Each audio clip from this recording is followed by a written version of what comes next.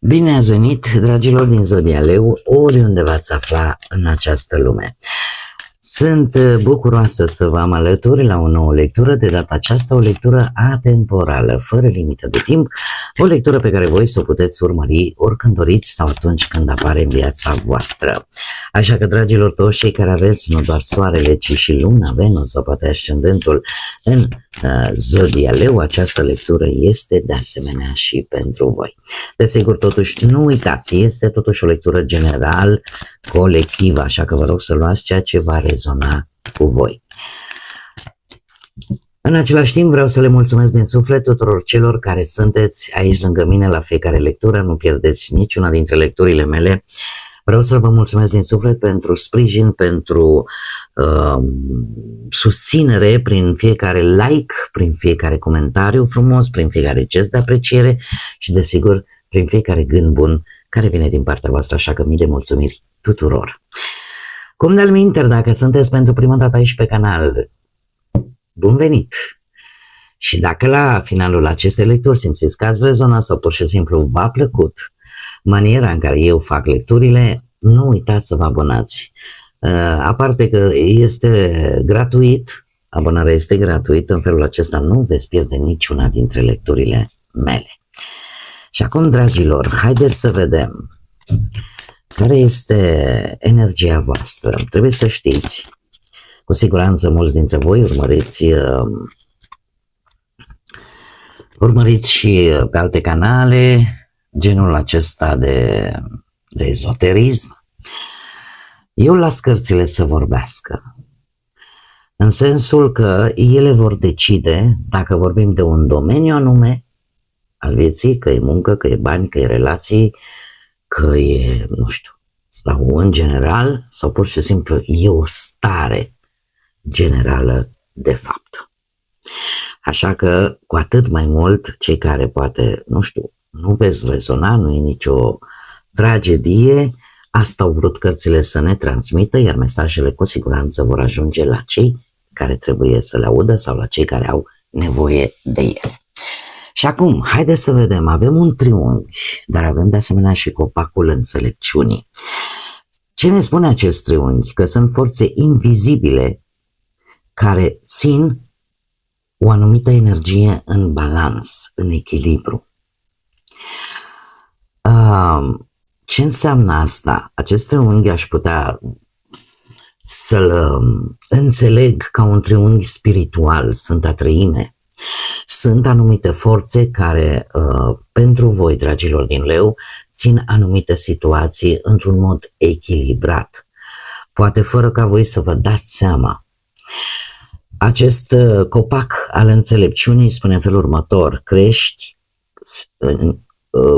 crești, dar fiind o mai bună persoană. Ia înțelepciunea, cunoașterea din acest copac al înțelepciunii. De fapt, dintr-o situație foarte bine ancorată, dintr-o relație foarte bine ancorată, cu o bază foarte bună. Acest copac al înțelepciunii, de fapt, imaginați-vă că vine din două părți. Înțelepciunea însăși este formată vine prin cunoaștere, când tu, ca om, vrei să știi, să cunoști, te informezi, începi să înmagazinezi informații importante care la un moment dat, într-o anumită situație în concret, te poate ajuta enorm.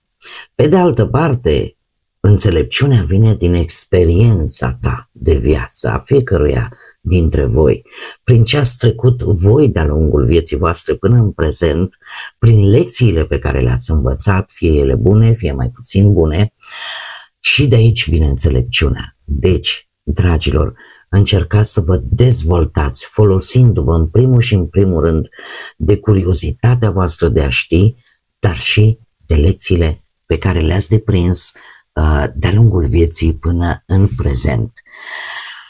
Pentru că se pare că, poate nu neapărat numai pentru voi, dar în general există anumite forțe în acest univers care încearcă să țină totuși lucrurile în echilibru, chiar dacă noi de multe ori nu percepem acest lucru. Haideți să vedem ce ne spune tarotul, să vedem dacă ne dă vreun domeniu anume, cum se dezvoltă această energie, ce vine pentru dragii mei din Leu în perioada următoare, urmăririi acestei lecturi, ce este important de știut pentru următoarea perioadă, pentru dragii mei din Leu. Ce trebuie să știe dragii mei din Leu în următoarea perioadă?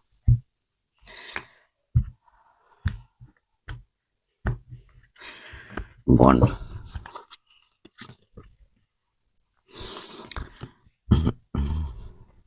Și avem un 9 de monede, 6 de bâte, judecata, important, 2 de cupe, un rege de cupe și un 7 de cupe. Aici lăsăm elementul surpriză, nu renunțăm la el. Să vedem, dragilor, din ce văd eu aici. Este legat mai mult de partea asta emoțională, avem mai multe cupe decât restul și în cazul acesta aș spune că domeniul pe care se dezvoltă această lectură este cel al relațiilor. Dar aici, în primă fază, putem vorbi de relațiile sentimentale, dar putem vorbi de asemenea și de relații sociale. Haideți să le și clarificăm. Clarificăm, te rog, 9 de... S-a întors, mă? Ia să vedem dacă s-a întors. Am impresia că s-a întors o carte. Nu.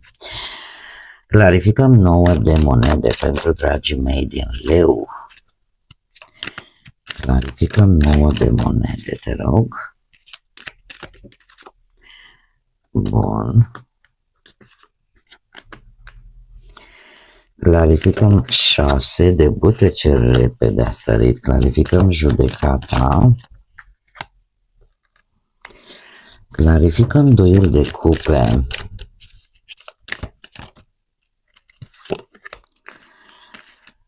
Clarificăm regele de cupe. Și clarificăm 7 de cupe. Și elementul surpriză. Lăsăm aici. Bun. Dragilor dragi,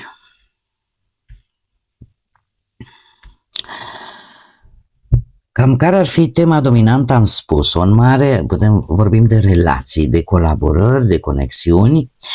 9 de monede. Pe partea asta aș spune că există o anumită independență pe care voi vreți să o păstrați în relațiile pe care le aveți, în relația pe care o aveți, în care cumva parcă fiecare să aibă spațiul lui.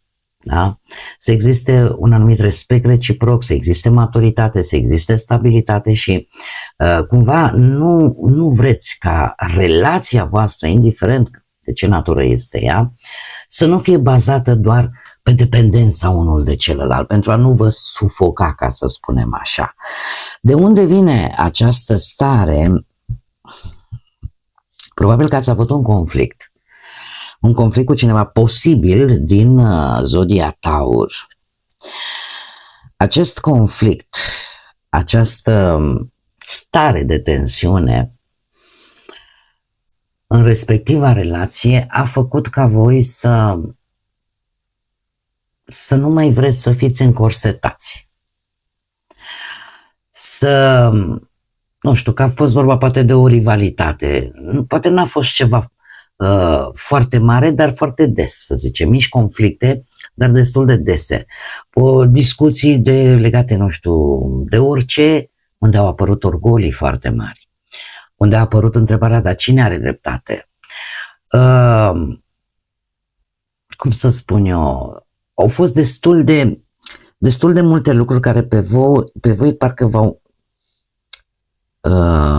împins către această dorință de independizare.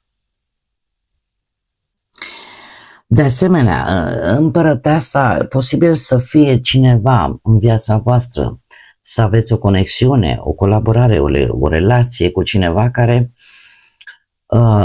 să-și dorească mai mult parte materială și poate mai puțin altceva. Să-și dorească decât un anumit confort și nimic mai mult. Ar putea să fie și acest lucru. Este cum să zic eu, poate este cineva care, din cauza geloziei, să zicem, devine prea protector, prea controlator și uneori poate se concentrează mai mult pe propria persoană decât pe voi. Și asta ar putea să fie. Și de aici să fie apărut aceste tensiuni. Mai departe, care ar fi, ca să zicem așa, cauza principală a acestui subiect? Un succes care ori s-a dus, ori s-a renunțat la el, ori cineva a plecat, a părăsit scena după acest succes. 6 de bâte aș spune că tocmai această preocupare pentru propria imagine, pentru o anumită recunoaștere, ori pe voi, dacă vorbim de o relație cel puțin sentimentală, v-a făcut să uitați, dat fiind că dacă ar fi și acum fără supărare, fiecare zodie are părțile ei super plus și are și părțile ei mai puțin super plus. La voi există un echilibru pe care voi, dacă îl depășiți, logic, ca pentru orice altă zodie, vă dezechilibrează și vă duce într-o direcție negativă sau nu tocmai plăcută. De ce? Pentru că în cazul de față, 6 de bâte și 8 de cupe îmi vorbește de o atenție mărită la propria imagine și mai puțin la celălalt. Sau o atenție mai mare asupra unui singur lucru care era benefic poate doar pentru voi și mai puțin pentru ceilalți. Poate să fie la voi, poate să fie la o altă energie. Aici voi trebuie să adaptați, nu trebuie să recunoașteți la nimeni. Voi știți unde vă încadrați, dacă sunteți cei care fac acest lucru sau există o persoană care se descrie cu acest aspect.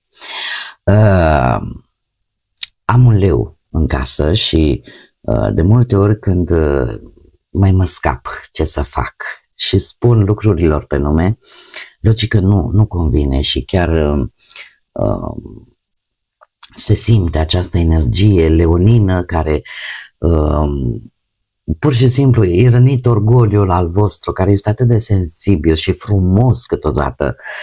Și chiar dacă la ceva timp vine și poate îmi dă dreptate, dar cel puțin inițial nu pică bine. Probabil că nici vouă nu vă va pica bine, dar eu nu sunt aici să vă spun ce vor urechile voastre să auziți. Eu sunt aici să vă spun ceea ce mi-arată mie cărțile.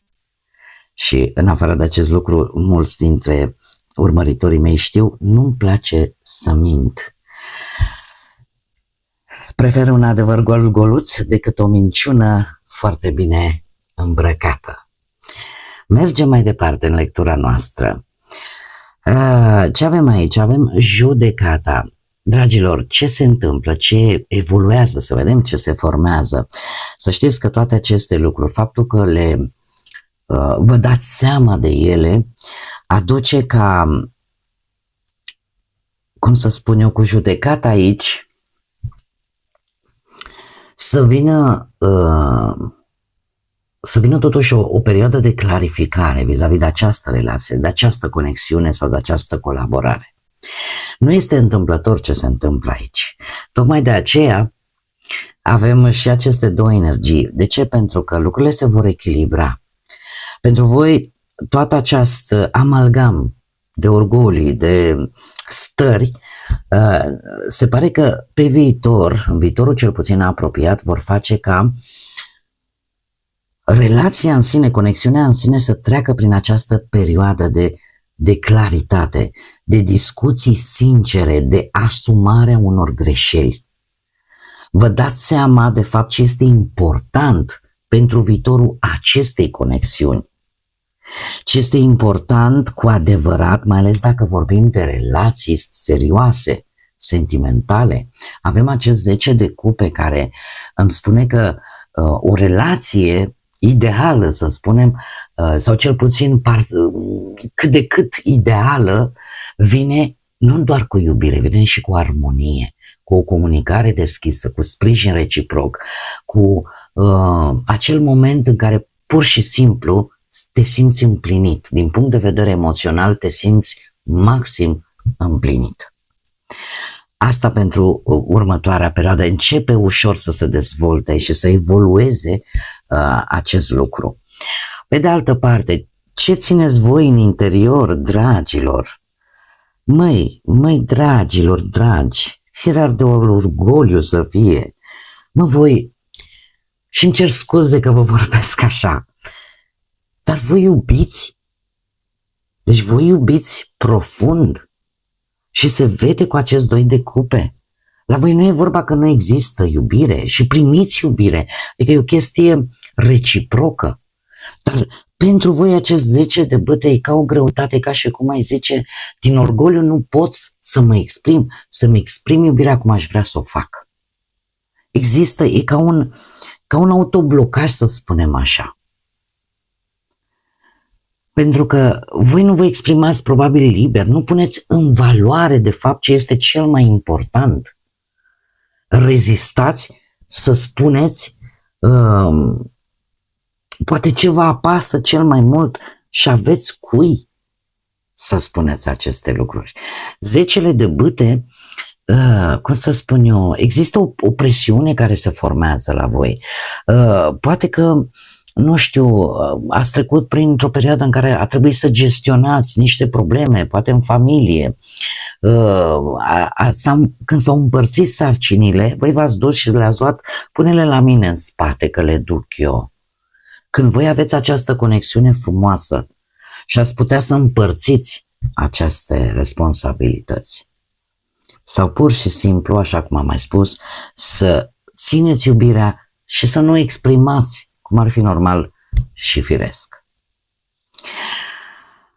Mergem mai departe. În ce necesită un pic de clarificare, lămurire, înțeles sau ce trebuie înțeles, descifrat până la urmă și scos la lumină.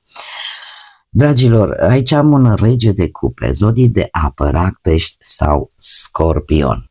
Voi ar trebui să lămuriți probabil un anumit aspect din conexiunea voastră vis-a-vis de activitatea pe care ori partenerii voștri o au, atenția lor mult mai accentuată vis-a-vis de a face bani, de a avea o anumită stabilitate financiară și faptul că nu se preocupă poate foarte mult de voi sau nu în aceeași, cum să spun eu, așa cum v-ați dori voi.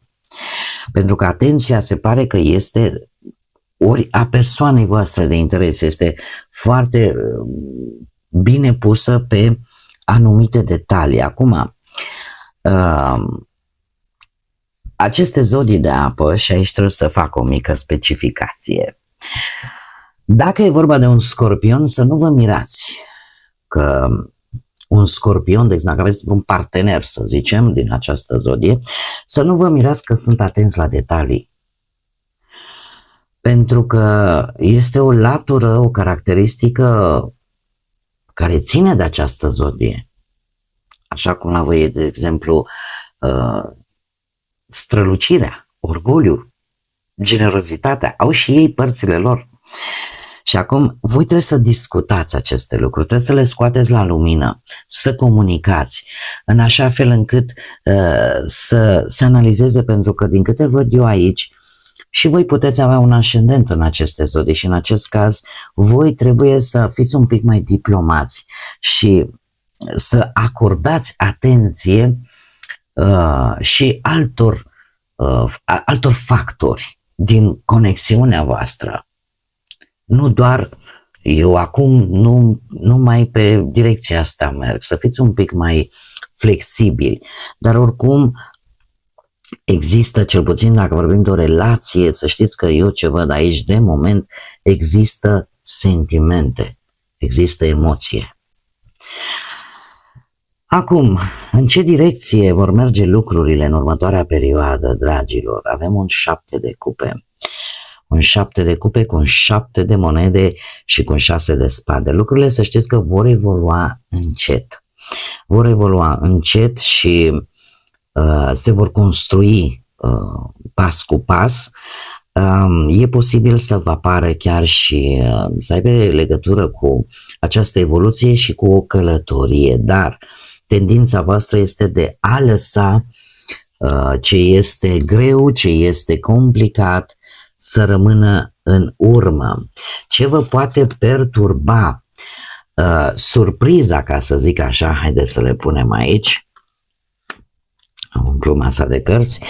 Surpriza care vă poate perturba un pic și vreau să vă spun că nu în rău, dragilor, chiar vă scoate din, cum să spun eu, dintr-o stare de confuzie.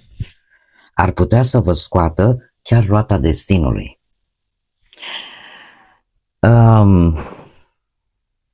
Aș spune că ceva ce nu era clar, brusc devine extrem de important, dar nu oricum, prin intervenție posibil divină. Printr-o intervenție universală, să-i spunem așa, pentru cei care, nu știu, sunteți atei, nu aveți vreo credință. Dar este o intervenție a destinului, un eveniment neașteptat, care te scoate din incertitudine, te scoate din misterul ăsta, din lucrurile astea care nu sunt încă pe deplin înțelese. Cumva există o anumită, o schimbare de context la voi. Apare o energie matură, emoțională. Aici avem iară zodii de apă, foarte multe zodii de apă, Rac, Pești sau Scorpion. Cineva calm, cineva un bun mediator, cineva care își controlează emoțiile într-un mod foarte diplomat, foarte matur.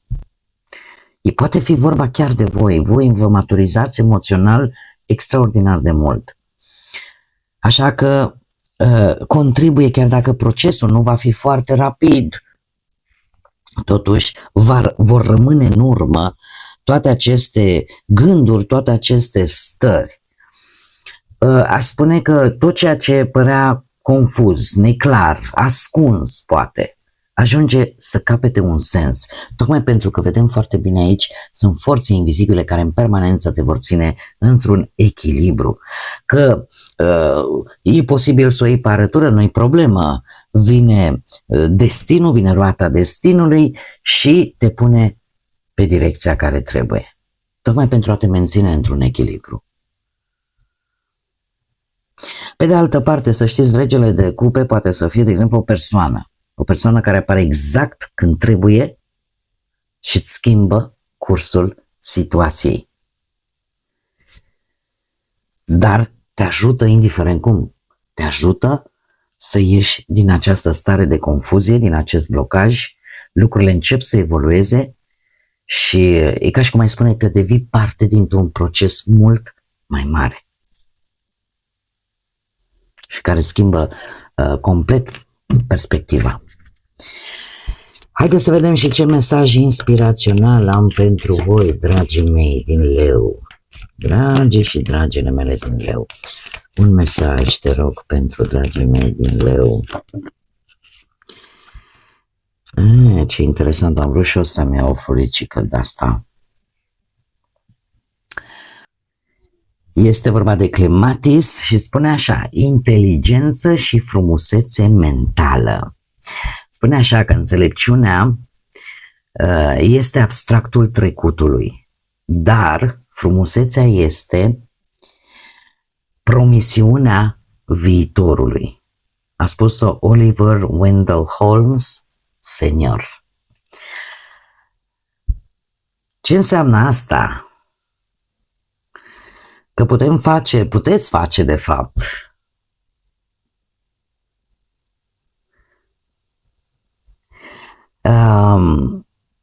foarte, e ca o șaradă așa, cu cuvinte cheie. Eu o văd în felul următor. Frumusețea minții, frumusețea inteligenței este că poate folosi înțelepciunea deprinsă din experiențele trecutului pentru a-și putea construi viitorul. Și pentru a vă putea construi voi promisiunile pe care voi vi le-ați făcut înșivă în ceea ce privește viața voastră de acum înainte. Interesant, nu? Cam aceasta este frumusețea mentală. Să realizezi că, de fapt, toate lecțiile prin care ai trecut n-au făcut altceva decât să te facă mai înțelept, înțeleaptă și în așa fel încât ce construiești pe viitor să o faci mult mai inteligent. Știți? E precum cățelușul. Când ai un pui de cățel, dau un exemplu, eu am avut și am un cățel, l-am luat de mic, el deprinde pe parcurs ce are voie să facă, ce nu are voie să facă, nu învață ușor, pentru că îl cerți, poate îl iei de acolo și spui aici nu e voie, da? Nu pe partea asta ușoară, dar el va deprinde și va ști aici nu am voie, se supără stăpânul sau ascultă când îl chem. Nu știu dacă e cel mai bun exemplu, nu vreau să se simtă cineva ofensat. Am zis să dau cel mai simplu exemplu ca să mă facă mai bine înțeleasă. Bun, dragii mei, o lectură interesantă.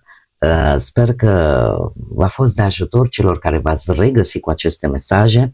Eu vă mulțumesc tare mult că ați fost alături de mine, iar până la lecturile noastre săptămânale, nu uitați, suflete frumoase, să gândiți înalt, să zburați înalt și desigur lăsați ca pacea, liniștea, credința și iubirea să vă însoțească la fiecare pas.